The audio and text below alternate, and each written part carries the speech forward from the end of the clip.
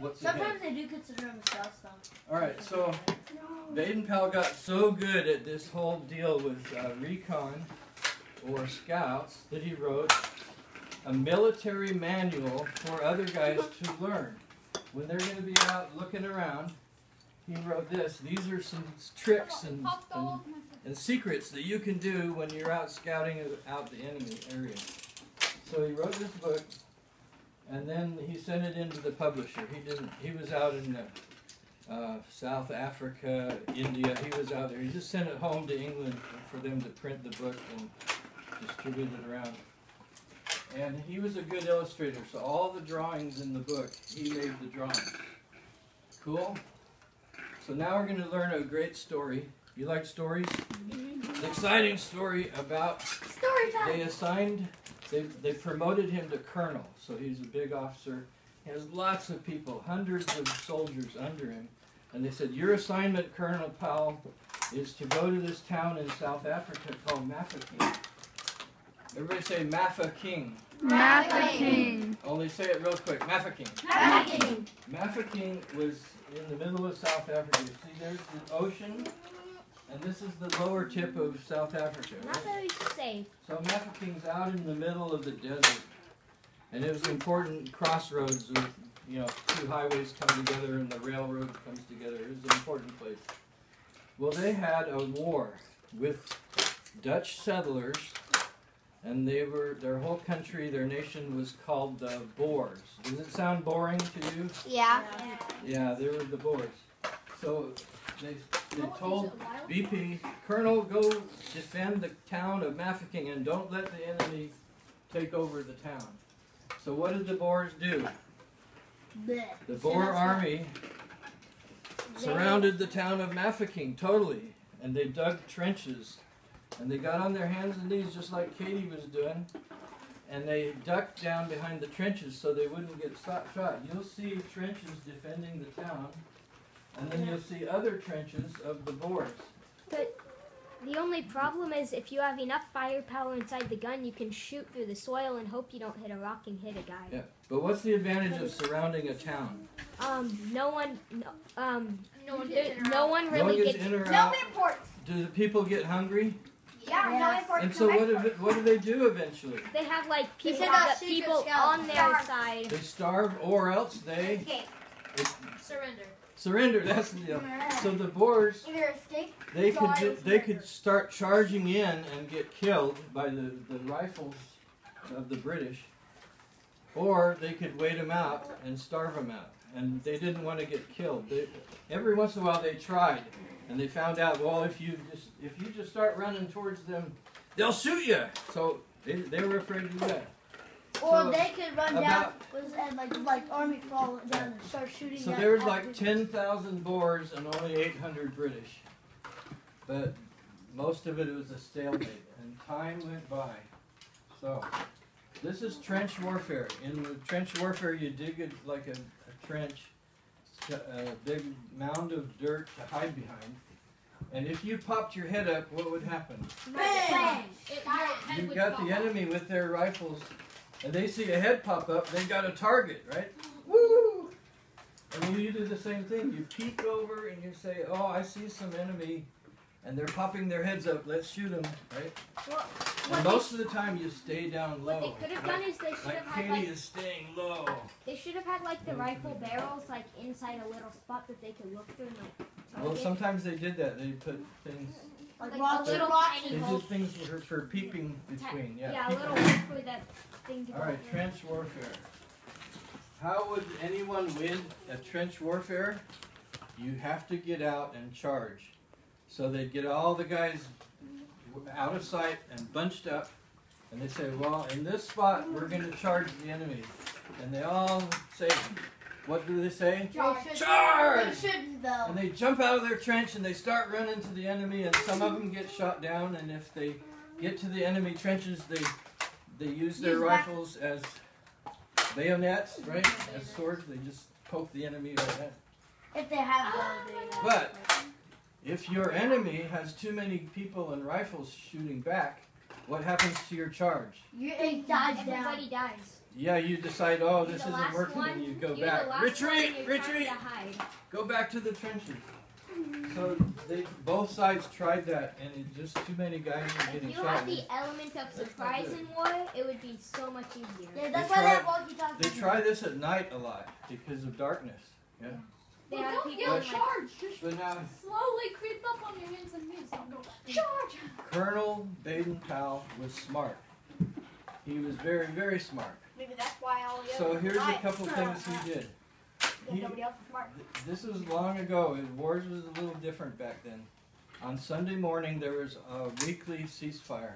You woke up Sunday morning, you could stand up, nobody was going to shoot you, and you did little housekeeping things, and if you had wounded, you'd go get them, and you get to whatever. wash up. Sunday morning. But at noon, the war was back on. Well, so he'd watch the enemy in his binoculars. Ah, that's a wise. Way over there, see? Way over there. He'd be looking at them, and they were working on their trenches and digging more, you know. They knew they wouldn't be shot because it was a ceasefire. They needed a bazooka. And he saw the enemy put up posts, wooden posts. They'd pound them in the ground, and they'd get this row of posts right out in front of their trenches. Oh, they're gonna put up a fence or something. And then they put, what do you think it's called? Fence. Between the posts, they would Barbed wire. barbed wire. Have you ever tried to get past barbed wire? I've done it before. It's very it's Yeah. a wild process, I've done it. especially if it's up If you high. stretch have the to be barbed really wire straight. straight, you just pull it apart and climb through, right? Yeah, but But still, while you're climbing through, you make a pretty good target, and they can shoot you, right? you have to have like So- some covering. So the Boers put barbed wire in front of their trenches. So if you were charging across, that would slow you down and you'd get shot. So it was a good idea for them to do that, right? Well, guess what? In this little town of Mafeking, they didn't have much. But what he noticed looking through the binoculars was he could see what they were doing, and he could see they were stretching wire and tacking it down to each pole many times, you know, like a top wire and a middle wire and a bottom wire, right? But he couldn't make out the actual wire. He could see what they were doing, but it was too far away to see actual little teeny strand of wire. But he knew darn well they were working with barbed wire. He didn't have any barbed wire. What do you think he did? He's smart. Did you steal it? Built trenches all around. You have an idea? Stole the wire. He pretended to do the barbed wire. Exactly. Have you heard this before? Oh! Right. Now, Baden-Powell was an actor. He liked drama. He'd like to be in plays. He wrote Oh my God. plays. He directed plays. So he directed his soldiers to, they had wood, get all these wooden posts and put them in one by one. And then this group was going to come behind and stretch imaginary wire. And the Boers way over there in their binoculars would say, oh no, they're putting up barbed wire. And anytime anybody their side came up to the row of posts, they were all trained to pretend like they were stretching the wire to step through. And the Boers didn't know it wasn't real because they constantly reinforced the idea that this was a barbed wire fence through pantomime action. And that's pretty smart, isn't it? Yeah. He did all kinds of many things like that. He fooled them and That's then pretty funny. Yeah. Because they were outnumbered, he needed every man, every adult in town to be on the trenches protecting the town, right? In case the enemy charged. So what do you think he did with the younger guys your age and older? Messengers or stuff, but I remember once, the call. Your first word was very good. They would run around town being messengers. That's what I said. That's how he would tell instructions to his other officers around town. They would ride their bicycles, they would sneak through. Now the enemy had cannons, and the enemy aimed their cannons really high, like that, so that the cannonball would go up and then hit in the middle of town. And almost every day, you'd hear this bang, and pretty soon you'd hear something, and it would hit something. Sometimes they get killed, but most of That'd the be time, really funny. It just falls it was right in just front scary. of you and like, whoa, that was close. Ah, my foot. these young men, however, Amazing. They're your age.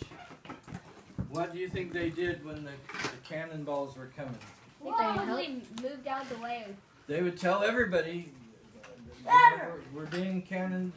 Get in the They shelter. would probably also collect the cannonballs so they could make some. They were not afraid of the cannonballs. They would do their duty. And You take a cannonball, guys. We don't care. so here's what happened. When he got back, so he had experience working with young men, right, through this part of the war. Well, guess who won? The Boers or the British? Who won? The British. The British won by finally he held out 217 days. How long is 217 days? Almost a year. It's more than half a year. September. Several months. About Yeah. until He held out against the surrounding Boers and they never won. But the British Army caught up because they learned what was happening. They had to go recruit new soldiers. It took a long time. But finally, here comes the bigger British Army, and they chased out all the Boers, and they may have killed a few, but mostly the Boers said, "Oh, we give up." How did they get the message to them What message? that they needed help? Oh, they snuck out. They had Messenger guys, pigeons. scouts, sneak out, and during the night they'd somehow sneak through the enemy lines. It would be really cool if they had messenger pigeons. What if a scout dressed up as like a Boer? Yeah, they And could get dead walking men from past, the yeah. Boers and like. So once in a while, messages got in and out, and the whole British nation was hungry for news, and they heard what kind of fantastic things BP did to defend this town and challenge this superior 10-1 enemy, and he won finally. So to get relief in the military means more of your military comes and takes your place. That's called relief. So the headlines read, "Mafeking relieved." And the whole nation partied all night when the news finally got to England that BP was relieved, and he went home and he found out he was a big hero. And guess what the boys were doing? The boys in England, the boys all over England, guess what they were doing? They were probably trying to do like getting the ace to scouting book.